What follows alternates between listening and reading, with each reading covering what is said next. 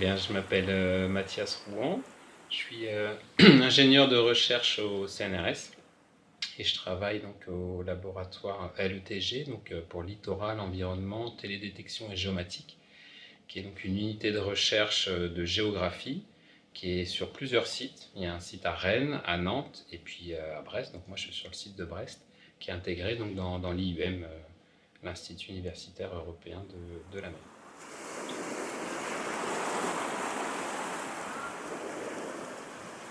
J'ai fait des études scientifiques. J'ai fait un bac D à l'époque, ça s'appelait comme ça. Donc c'était un bac scientifique avec option biologie. Non, c'est pas vrai. Je me trompe. Je voulais faire un bac D et finalement j'ai fait un bac C, donc un bac voilà, orientation maths, physique, avec un peu de biologie. Mais j'avais vraiment une envie de m'orienter vers la biologie, c'est ce qui m'intéressait. Et donc, suite à ce bac, j'ai intégré des écoles préparatoires, donc maths sup et maths spé, mais donc là avec la spécialité bio. Maths sup bio, maths spé bio. J'ai préparé les concours en école d'ingénieur, agronomie, mais sans grande conviction. J'avais pas tellement envie d'aller vers l'agronomie, vers l'halieutique. J'avais plutôt envie de m'orienter vers la recherche académique et retourner à l'université. Donc c'est là que j'ai postulé dans 3 universités, à Bordeaux, Marseille, Brest. Donc, je ne connaissais pas du tout Brest, moi j'étais un Parisien. Et du coup, j'ai été pris à l'université de Brest, donc j'étais très content. J'y allais sans aucun a priori. Parce que, bon, personne peut avoir des a priori un peu en arrivant sur Brest, tout au bout là-bas, cette ville grise, humide, froide. Moi j'en avais aucun. Et je suis arrivé sous le soleil en septembre et j'ai intégré donc la maîtrise de biologie des populations, mention milieu marin. Ce qui est assez rigolo, c'est que en fait, on était la première génération d'étudiants à intégrer l'IUM. L'IUM, donc les bâtiments où on est ici, ont été construits, enfin ont été livrés en 98. Et donc on a démarré l'année à la fac de sciences, en centre-ville à Brest, et donc on était les premiers étudiants à intégrer l'IUM en 98, donc début 98. J'ai embrayé sur l'école pratique des hautes études, donc qui est une institution qui permet d'avoir une formation à la recherche par la recherche, donc qui pousse à aller vers une thèse. Et donc là, j'ai intégré le laboratoire d'études des mammifères marins à Ossanopolis. Et moi, donc, je travaillais à essayer d'utiliser ce qu'on appelle la photogrammétrie. Donc, c'est ce qui m'a en fait commencé à me donner le goût de l'informatique, ce que j'ai pas précisé au début, mais donc je suis ingénieur de recherche en informatique, en appui à la science, et ce qui m'a donné le goût du traitement de l'image et de l'utilisation de l'outil informatique pour la recherche.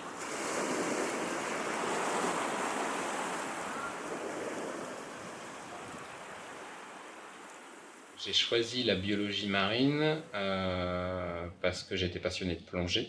J'ai démarré la plongée à 12-13 ans avec mes parents, puis après voilà, en piscine, en club. En région parisienne, on n'a pas la mer, mais on a des piscines. Donc j'ai passé mes niveaux, niveau 1, j'ai passé mon niveau 2 à Groix, à l'île de Groix, à Jeunesse et Marine. Et là, j'ai commencé à faire des stages de plongée biologie, notamment dans le sud de la France, là, vers Cerbère, là, à la frontière avec l'Espagne. Et donc, vraiment, j'étais passionné par la biologie marine associée à la plongée. Et je voulais voilà, en faire mon métier, pouvoir faire de la recherche et plonger dans le cadre de ma recherche. Donc, j'étais vraiment plutôt parti sur la biologie. Et c'est vrai que peu à peu, en avançant, voilà, j'ai réalisé que c'était un domaine où il n'y avait pas beaucoup de place. C'était pas évident de pouvoir faire une thèse et d'avancer là-dedans. Donc il fallait que je trouve un peu une porte de sortie qui est arrivée finalement avec cette histoire voilà, d'outils informatiques qui me plaisait bien aussi. C'est vrai que c'était quelque chose, j'ai toujours aimé l'informatique et cet outil-là. Et là, de pouvoir l'utiliser finalement au service de la science, c'était voilà, quelque chose qui me parlait bien. J'ai une autre grande passion qui est la musique. Je joue voilà, de la guitare, du piano et des percussions. Mais là, je fais pas tellement de lien entre ce hobby, on va dire, et mon métier. La plongée, j'en fais beaucoup moins régulièrement. Voilà, je suis plutôt parti sur des sports, alors pas forcément plus accessibles. Je fais du kitesurf comme sport marin, mais qui est peut-être voilà, je ne sais pas s'il est plus simple d'accès, il n'est pas forcément plus accessible que la plongée. Il est risqué aussi comme la plongée. Mais,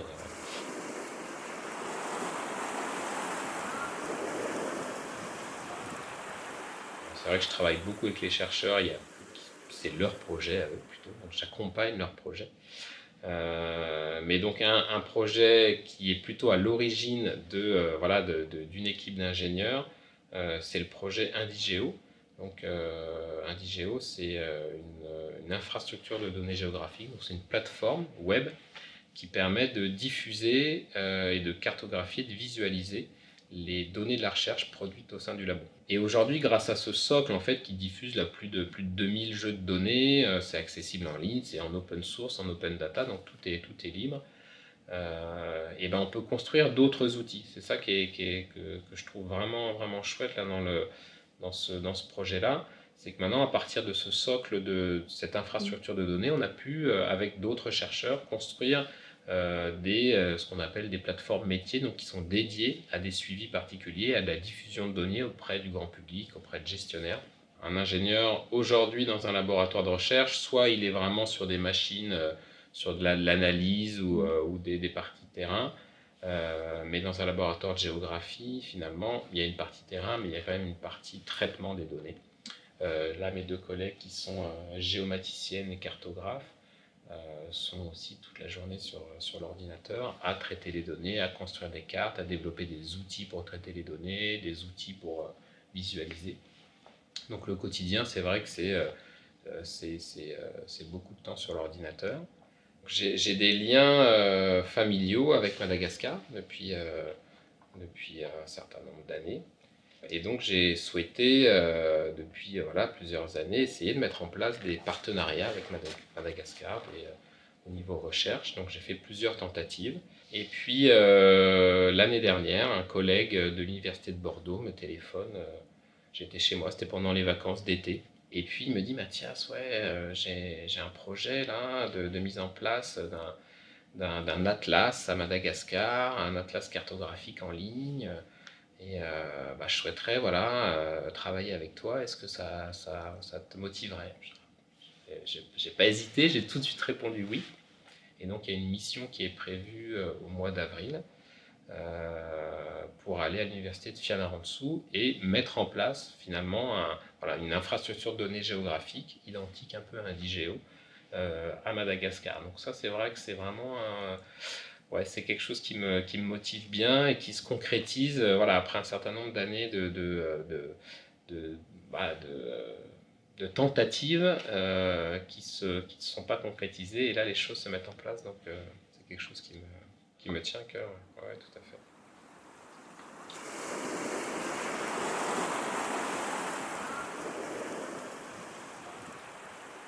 Quand on travaille dans la recherche, je pense que c'est un des fondements finalement de la recherche, pour essayer de gratter, de chercher, de suivre ses intuitions, de renouveler un peu les choses. Moi, en tant que plus informaticien, je pense que c'est moins présent. Il y a quand même, quand on développe des outils, on code de l'informatique, on va vraiment faire du code dans un langage de programmation. Il y a forcément une certaine créativité à avoir pour produire ce code, le faire d'une autre manière, l'optimiser, des choses comme ça. Je pense que c'est là que se placerait la place de la créativité et de l'intuition. C'est quelque chose qui est peut-être moins visible finalement dans le résultat final, c'est plus dans la méthode dans laquelle on va coder l'outil pour que ça soit plus performant, plus optimisé. Et souvent, l'utilisateur final ne se rend pas forcément compte de ça. Il va voir, lui, le côté esthétique. Et ça, moi, c'est vrai que c'est moins mon fort. C'est pour ça que là, on fait souvent appel soit à des professionnels, des prestataires ou à des gens dont c'est vraiment le métier des web designers pour développer une interface sur un site web, choisir les icônes, les couleurs, les choses comme ça. Moi, c'est moins mon domaine. Je me suis jamais ennuyé depuis 20 ans. Ça se renouvelle tout le temps, même si effectivement, j'utilise les outils évoluent bien sûr, mais j'ai toujours su renouveler les choses et ne pas m'ennuyer. Alors, je pense que c'est vraiment le fait de faire de l'informatique dans un laboratoire de recherche, notamment en géographie de l'environnement, où il y a une diversité finalement de sujets de recherche. Et donc d'être au contact de ces chercheurs, moi je travaille avec tout le monde finalement dans le laboratoire. Je travaille sur le suivi du trait de côte, je travaille sur le changement climatique et la viticulture, je travaille sur les risques côtiers, je travaille sur voilà, les pollutions, sur les activités marines en mer, sur les énergies marines renouvelables. Enfin, on travaille sur plein de domaines différents. Et voilà, ça c'est une richesse effectivement qui fait que voilà, les chercheurs ont toujours des nouveaux projets, toujours des nouvelles idées. Et moi je suis toujours voilà, prêt à les accompagner dans ces projets-là, donc je ne me suis jamais ennuyé.